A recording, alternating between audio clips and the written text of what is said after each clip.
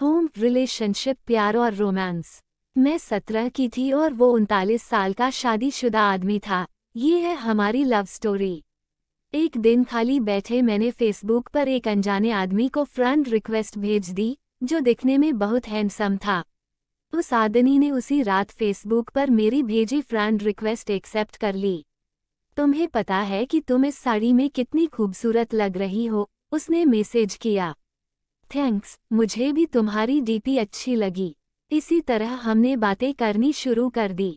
मुझे पता था कि वो 39 साल का शादीशुदा आदमी है, जो 2 बच्चों का बाप भी है। इन सब चीजों के बाद भी हमने अपनी बातें शुरू कर दी। इतना ही नहीं, हमने अपना नंबर भी एक दूसरे के साथ बदल लिया। देखते ही देखते हम एक दूसरे के करीब आ गए और एक दूसरे के बेस्ट फ्रेंड बन गए। फेसबुक पर हम एक दूसरे के साथ बहुत ज़्यादा बातें करने लगे और सोशल मीडिया पर ज़्यादा से ज़्यादा समय बिताने लगे। दूसरी ओर उस आदमी को लगने लगा कि हमारे करीब आने से, इतनी बातें करने से वह अपनी बीवी से दूर जा रहा है।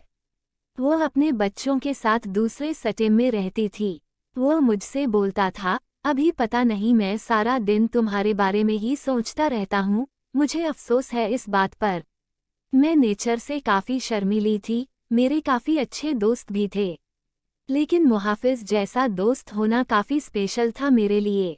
1 महीने की चैटिंग के बाद हमने स्काइपिंग करना भी शुरू कर दिया। हम उस पर बातें कम और एक दूसरे को घंटों निहारा ज़्यादा करते थे। एक रात वह मेरे साथ वीडियो कॉल पर था। उसने बोला, ऐसे देखते देखते कहीं प्यार ना हो जाए। खैर, अब हम रोज ही वीडियो कॉल करने लग गए।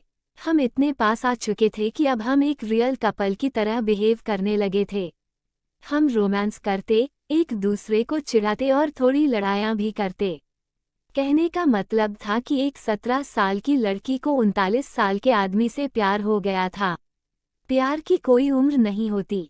जिस तरह से प्यार की कोई उम्र नहीं होती, उसी तरह से हम दोनों को भी अपना रिश्ता बिल्कुल गलत नहीं लगा। हमें नहीं लगा कि हमने कुछ गलत काम किया है। जब उसकी बीवी आई, इसी दौरान इसकी बीवी और बच्चे इससे मिलने आए, पर वह फिर भी मुझसे बातें किया करता था। यहाँ तक कि वह अपनी बीवी के सामने भी मेरी कॉल उठा लेता था। उसी दौरान उसकी बीवी उस पर शक करने लगी, क्योंकि अब वह पहले जैसा बिल्कुल भी नहीं रहा था। एक रात की बात थी, जब ये दोनों बेड पर रिलेशन बनाने के लिए गए। तभी इनके फ़ोन पर मैंने मैसेज और अपनी फ़ोटो भेजी। उनकी वाइफ ने उठकर फ़ोन जैसे ही खोला, मेरी फ़ोटो उन्हें दिखी। उसकी वाइफ ने कोई रिएक्शन नहीं दिया, बस मुहाफिज को जोर का थप्पड़ मारा और रोने लगी।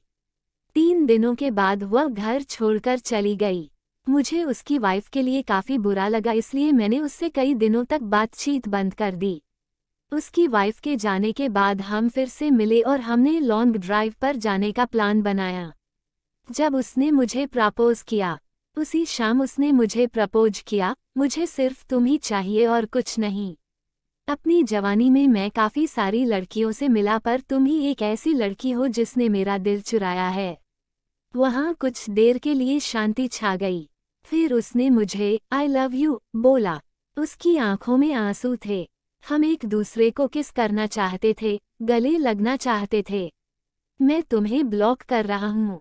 दूसरे दिन मुझे एक मैसेज मिला, जिसमें उसने लिखा था, हे डार्लिंग, आई लव यू, लेकिन मेरा परिवार भी है, मेरी कुछ ड्यूटीज़ भी हैं।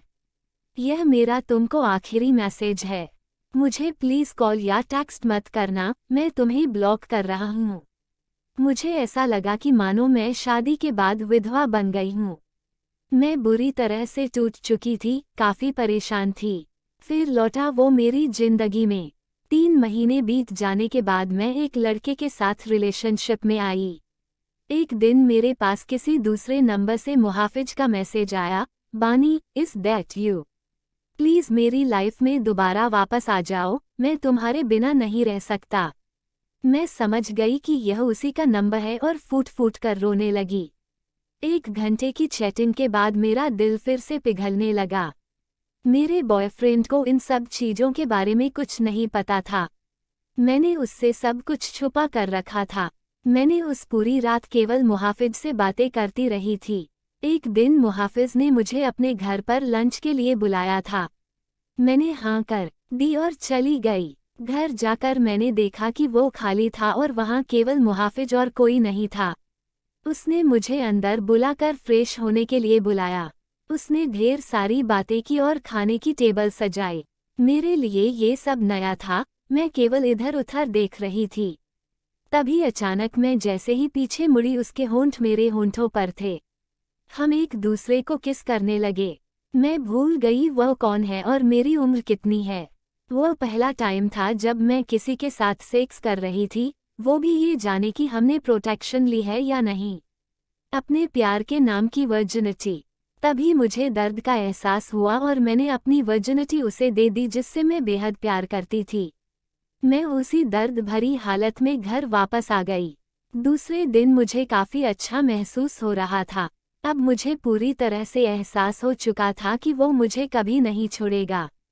प्यार का एहसास हुआ। अब मैं प्यार पाने के लिए इतनी ज्यादा एक्साइटेड नहीं थी। वर्जिनिटी खोने के बाद मेरी सोच काफी बदल गई। मैं एक औरत बन चुकी थी। उस दिन मुझे पता चल चुका था कि प्यार का असली मायना क्या होता है।